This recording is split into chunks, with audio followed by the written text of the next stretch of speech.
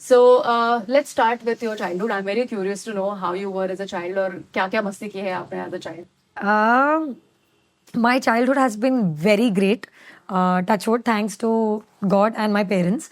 और हाँ, मैं बहुत ही मस्तीखोर बच्चा रही हूँ, अभी भी हूँ इनफैक्ट, बट बचपन में तो बहुत ज़्यादा थी. और बहुत प्यार मिला है मुझे मेरे पेरेंट्स से. They have always been very very supportive, very loving and very protective about me. और रही बात बाकी फैमिली की, सो सबसे छोटी मैं ही हूँ फैमिली में. तो हमेशा लाइक सबने ऐसे सराखों पे रखा हुआ है मुझे. जो भी कजन्स के पास जाना या मासी या मामा के घर जाना, तो जो मुझे खाना है, मेरा फेवरेट खाना, बाहर घुमाने लेके जाना, चॉकलेट, टॉयज, व्हाटएवर, लाइक बस बोलने की देरी है, यू नो, वैसा होता था. और मैंने मेरी मामा की बेटियों को बहुत परेशान किया है बचपन में. नकली छिपकली, कॉकरोचेस, ये सब वो जो टॉयज आते थे वो सब फेंकना उन पर. या I have always been a prankster and also very humorous. So, yeah, I have been a very lucky child like that. Wow, that's very nice. And actually, that actually shows how your character today is. Yes. Very bubbly and very lively and strong-headed. So वो सारी चीजें बहुत positive environment से आती है, I'm sure. Correct. So फिर आपका इस industry में कैसे आगमन हुआ? Like how did you get in? Because you don't have a background, right? No. In this industry. So how did you get started here? It's a very it's a very, I won't say it's funny actually, but बहुत ही destiny वाली story है मेरी. सो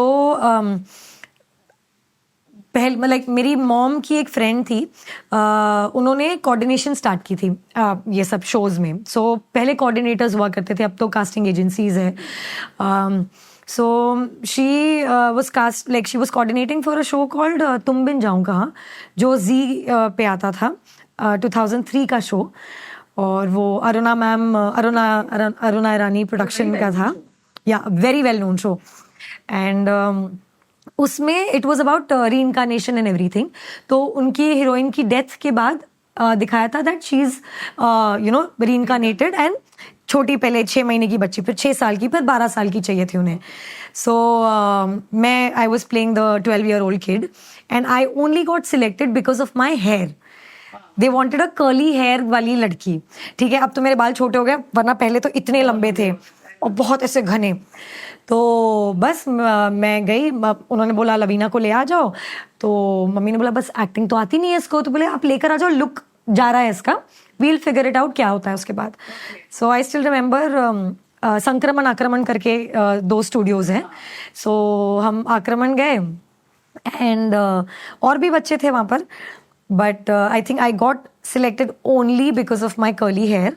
मुझे तो acting का ए तक नहीं आता था. और फिर वही I think that show became like an acting school for me, and my director really supported me left, right and center, Rahul Mewawala. तो मैं आज जो भी हूँ, आई थिंक वो शो में जितने भी लोग हैं, from producer to directors to makers, from every department, like हर लाइक आप मेकअप, हेयर, जो भी बोल लो, सबने मुझे बहुत सपोर्ट किया है. एंड बस वहीं से चलते चलते यहाँ आ गई हूँ. वो एक तरह से आपका 101 हो गया ना. हाँ, एक्टिंग इंडस्ट्री में. नाइस. एब्सोल्युटली. सो आई बहुत इंटरेस्टिंग है आपकी स्टोरी.